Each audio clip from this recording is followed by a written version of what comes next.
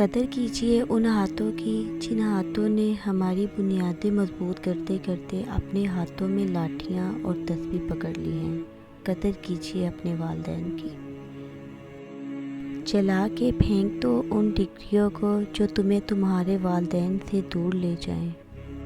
ایک عمر اپنے بیٹوں کو انگلی تھمائی، پھر بوڑھے نے ایک دکان سے لاٹھی خرید لی۔ میرے باپ نے کہا تھا کہ اپنے بھائی اور باپ کے علاوہ کسی مرد کے ساتھ بھی کھانا کھاتے ہوئے اپنا بل خود دینا، یہ تمہیں ہر غلط فہمی اور اسے ہر خوش فہمی سے دور رکھے گا۔ اپنے باپ کا حکم مانو تاکہ خوشحال ہو سکو۔ باپ ایک مقدس محافظ بھی ہے جو سارے خاندان کی نگرانی کرتا ہے۔ باپ ایک ذمہ دار ڈرائیور ہوتا ہے جو گھر کی گاڑی کو اپنے خون پسینے سے چلاتا ہے۔ والد ایک کتاب ہے جس پر تجربات تحریر ہوتے ہیں۔ ایک مدت سے پکارا نہیں ابو کہہ کر، ایک مدت سے ہوا ہے یہ لفظ رخصت گھر سے۔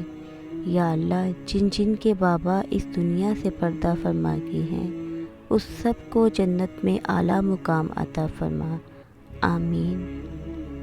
قیامت سے کم نہیں ہوتا وہ دن جس دن ماں باپ میں سے کوئی ایک نہیں ہوتا۔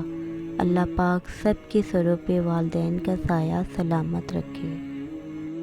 کچھ پل کے لیے ساتھ میرے راستہ طے کیا کر، مر جاؤں گا ایک دن، چلا جاؤں گا چھوڑ کر تجھے، جو بچی ہے زندگی صاحب لمحے کچھ میرے لیے بھی رکھا کر۔